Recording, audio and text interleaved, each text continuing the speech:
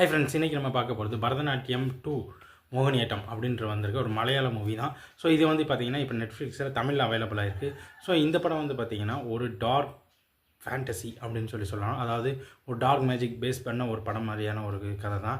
So இதில் வந்து என்ன ஒரு கதை அப்படின்னா, ஹீரோ வந்து அவங்க ஊரில் இருந்து, இது வந்து ஃபஸ்ட் அண்ட் செகண்ட் பார்ட்டில் இருக்குது. ஃபஸ்ட் பார்ட்டோட லீடு வந்து செகண்ட் பார்ட்டில் ஸ்டார்ட் ஆகுது.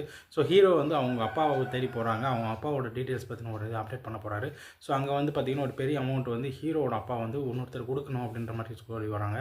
ஸோ அந்த அமௌண்ட் என்ன பிரச்சனை, ஏன் அப்படின்றது பார்க்கறதுக்கு முன்னாடி அவங்க அந்த இடத்துக்கு ஏன் போனாங்க அப்படின்றதும் அவங்க தேடி போகிறாங்க. அங்கே வந்து ஒரு பூஜை பண்ணணும் அப்படின்னு சொல்கிறாங்க. ஸோ அந்த பூஜைக்காக அவங்க அந்த ஹீரோ வந்து ஒரு ஊர்லேருந்து இன்னொரு ஊருக்கு போகிறாங்க. ஸோ போகிற இடத்துல ஒரு சில டார்க் ஃபேண்டசி மாதிரியான ஒரு சில கதைகள் பிரச்சனைகள்லாம் நடக்குது.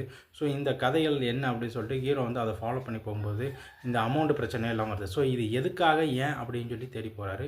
ஒரு கட்டத்துக்கு அப்புறம் வந்து அந்த அமௌண்ட் அவருக்கு ரீஃபண்ட் ஆகி அவருக்கு வர்ற மாதிரியான சீன்ஸ்லாம் இருக்குது.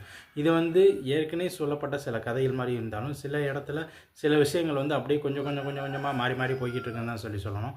பட் இது வந்து ஓவராலாக பார்த்தோம்னா படம் வந்து ஒரு ஆவரேஜ் படம் அப்படின்னு தான் தெரியுது. ஸோ இதில் வந்து பார்த்திங்கன்னா ஒரு டார்க் மேஜிக் அப்படின்ற மாதிரியான ஒரு சில கதைகள் கொண்டு வராங்க. பட் அந்த அளவுக்கு வந்து அதை தெளிவாக வந்து அவங்க சொல்லலை. அப்படியே மேலோட்டமாக சொல்லிட்டு போயிடுறாங்க. இதே கிளைமேக்ஸில் போகும்போது ஒரு டார்க் அந்த மேஜிக் பேஸ் பண்ண ஒரு கதை சரியான ஒரு லீட் கொடுக்குறாங்க. ஸோ அதோட அந்த படம் முடியுது. ஸோ இதில் வந்து சவுண்ட் எஃபெக்ட்டும் கொஞ்சம் ஓரளவு இருக்குது. டேரக்டர் நல்லாவே ஒரு மூவ் பண்ணியிருக்காங்க.